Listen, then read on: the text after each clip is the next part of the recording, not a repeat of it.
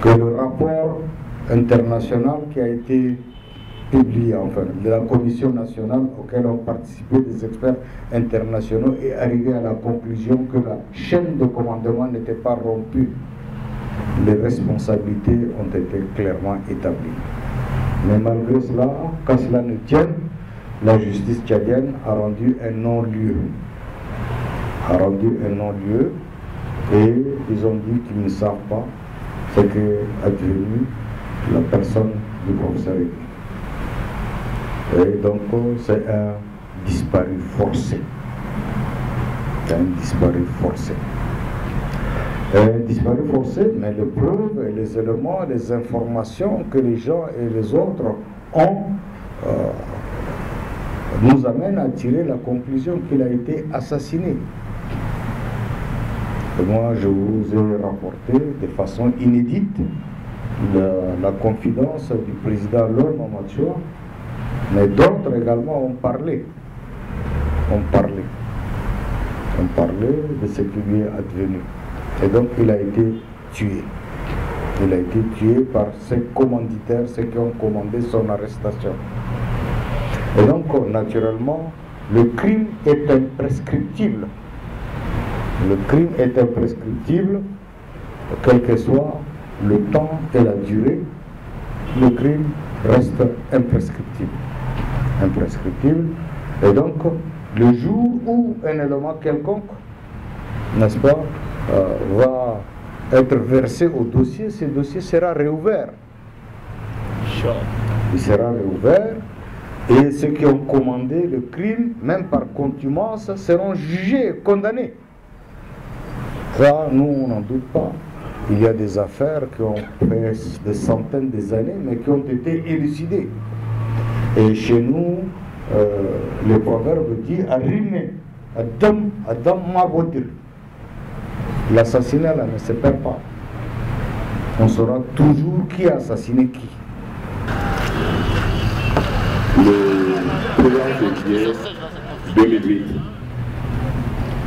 Nous avons tous, d'une manière ou d'une autre, vécu dans notre chair et dans notre corps les événements de 2008. Nous savons que le 3 février, c'était un dimanche, lorsqu'il y avait ce combat décisif qui devait donc finalement entraîner la disparition d'un certain nombre de chefs de parti. Le soir de ce dimanche 3 février, nous avions donc appris par les médias, surtout les médias internationaux, la disparition de ces chefs de parti-là, dont le professeur Ibni Omar Mamad Saleh. Jusqu'aujourd'hui, le professeur Ibni est le seul qui soit resté introuvable. J'ai une copie du rapport d'enquête qui est assez volumineux et qui a décrit un peu les conditions dans lesquelles ces chefs de parti ont été enlevés. Et il se trouve clairement, il ne fait aucun doute que la disparition du professeur Ibni Omar Mamad Saleh incombe à 100% à l'armée tchadienne, mais surtout à son chef, au président de la République, Idriss Déby Itno, qui est venu, soi-disant, nous apporter la démocratie un 1er décembre 1990. Et qu'on ait des preuves avant d'avancer des choses. Thomas Dietrich est un ami à nous, hein. C'est nous qui lui avons fait découvrir le Tchad, hein. C'est mon petit frère en l'occurrence. Et c'est grâce à nous qu'il a connu ce pays, il a connu les problèmes de ce pays. Après, comme le disait le SG, s'il dit certaines choses, ça l'engage. En réalité, c'est des choses qu'il a entendu dire d'autres personnes avec qui moi personnellement je n'ai aucun contact par exemple. Donc voilà, je voulais clarifier cela. Et dans nombre de ces déclarations, il a toujours dit « Nous sommes opposés à la prise de pouvoir par les armes.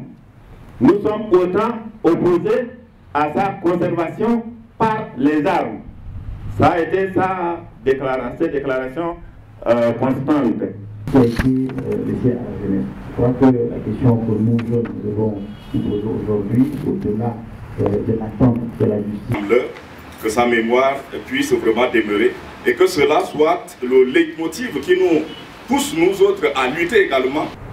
Le prix IBNI est devenu un prix de thèse décerné à 2 lauréats tous les 2 ans. Et le prix IBNI a été décerné en 2020, ça a commencé depuis longtemps. Donc en 2020, Zobo Vincent, De Paul, Ablé et Audace Dossou Orly. Je voudrais ici m'arrêter pour dire qu'on a sensibilisé beaucoup nos étudiants de Farcha, département de Mac, à postuler pour obtenir de façon symbolique le prix de la bourse pour aller préparer leur thèse, mais tous ont eu peur de postuler. Le site du prix est désormais hébergé par l'Institut Denis Poisson, que nous remercions sincèrement.